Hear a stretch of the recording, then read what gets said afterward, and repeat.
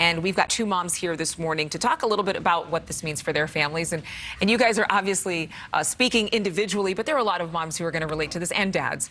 Crystal Morgan and Rachel Lynn Means, thank you both for being with us. And I want to ask you both the same question first.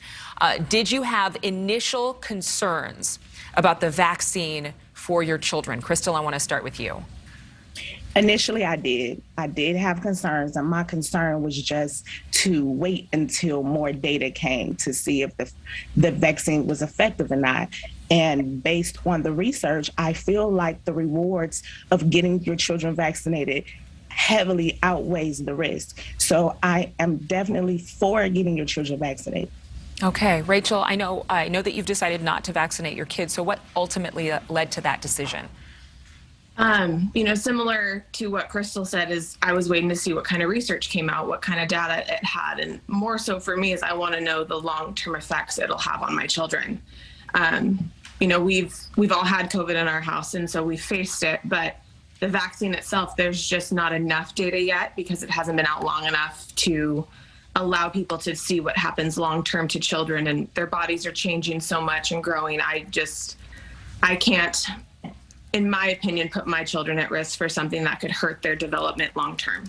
Crystal, this is a sad topic, but your teenage daughter actually passed away due to complications from COVID-19. First, I'm so sorry for your loss. Were there any pre-existing issues? Did she have any medical issues prior to contracting COVID-19? She did not. She was a perfectly healthy 15-year-old child who developed COVID within 72 hours. Myocarditis took effect. Wow. And ultimately took her life from contacting the virus. I do hear a lot of parents talk about myocarditis as a risk for the vaccine. However, what they don't understand is that if your child develops COVID, they are also at risk for myocarditis, and it's untreatable.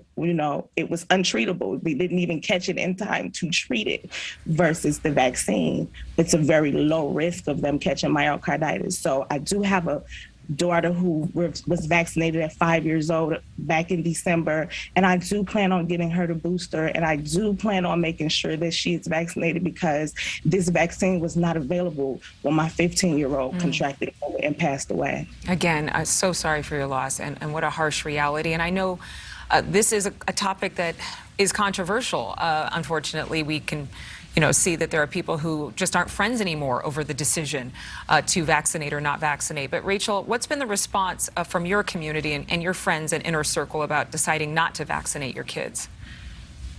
Surprisingly, very supportive. My family is actually the only one on both sides of my husband's side's family that is not vaccinated, and no one's really judged us for it. We've all been very respectful of everyone's individual decisions on what works best for them. And that's at the end what it means is you have to figure out what is going to work best for you, because you and your family are the ones that have to live with that decision. So it's been nice to have the support and not have to, not have the fallout that some people have, faced, which I can't imagine having. It's the support from my family through everything has been mean the most to me. Yeah, and we are in a different time in this series of events that we've called the pandemic over the past couple of years. I know that there is not the severity of symptoms oftentimes with people who contract COVID right now, but do you think, Crystal, that it's possible for Americans to come to a place where we respect each other's individual choices about whether to get the vaccine for our children or not? I think we should. I am one of those people. I respect your decision. I don't judge people who don't. It's your decision, and you have to live with that decision ultimately. And I do hope that we as Americans can come together and not let COVID cause more of a divide than we already have now. Rachel, did you want to say anything about that? I see you shaking your head. I agree wholeheartedly. The last 2 years has put so much division between everybody that, why can't we just go back to respecting each other's opinions and decisions and just leave it at that? We can live in a world where we don't all believe or do the same thing. Rachel and Crystal, thank you both. This has been a wonderful conversation. I hope to have more conversations like this on Morning in America. And we appreciate your time and your honesty in sharing your stories. Thank you so much. The best to both of you. Thank you. Thank you.